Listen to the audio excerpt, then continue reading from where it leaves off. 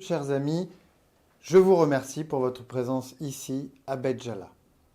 Le simple fait que vous soyez réunis aujourd'hui, acteurs de la société civile palestinien et israélien, côte à côte, est déjà un acte de courage. Dans un contexte où tout semble concourir à faire taire le dialogue, votre présence est un message puissant envoyé au monde. Après le 7 octobre, après la guerre à Gaza, continuer à affirmer que des liens restent possibles, que le fil n'est pas rompu, est en soi un motif d'espoir pour l'avenir. Merci donc d'avoir répondu présent à l'appel lancé par le Consulat général de France à Jérusalem. Aujourd'hui, vous posez un nouveau jalon sur le chemin que nous avons commencé à tracer ensemble il y a près d'un an. Lors de l'appel de Paris du 13 juin 2025, vos propositions audacieuses et concrètes ont ouvert une voie, celle d'un avenir où le respect des droits de chacun et de l'égale dignité de tous redevient possible sur cette terre. Depuis, ces idées ont continué à progresser. Elles ont nourri notre réflexion collective et enrichi notre action. La prochaine étape est désormais la conférence internationale que la France accueillera le 12 juin 2026. Comme celles qui l'ont précédée, cette étape sera d'abord nourrie par vos recommandations et vos idées. Je sais que vous avez travaillé aujourd'hui sur des propositions concrètes qui viendront inspirer l'action des 5 groupes de travail.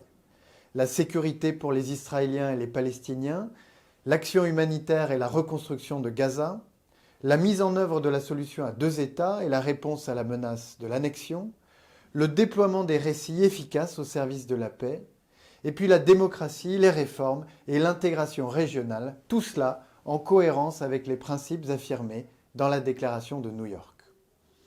Au-delà de cette journée, je souhaite que ces réflexions irriguent également les travaux du G7 que la France préside cette année, parce qu'il s'agit d'enjeux essentiels pour la région, mais aussi pour le reste du monde.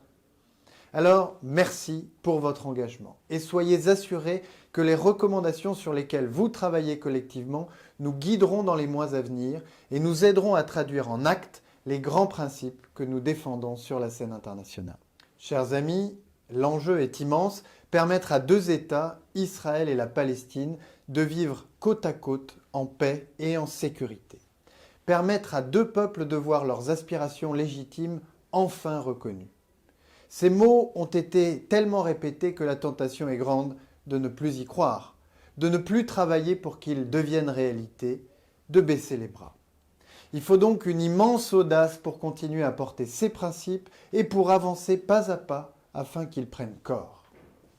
La France a pris part dans cette dynamique en reconnaissant l'État de Palestine le 22 septembre 2025. Une décision capitale exprimée par la voix du président de la République devant l'Assemblée générale des Nations unies, elle traduisait une conviction profonde. Il n'y a pas de résolution durable des conflits qui déchirent cette terre sans une solution à 2 États pour 2 peuples reconnus et respectés dans leurs droits. C'est pourquoi votre action nous est si précieuse. Elle nourrit notre travail diplomatique, alors soyez assurés de la présence de la France à vos côtés, aujourd'hui comme demain, au service de la paix.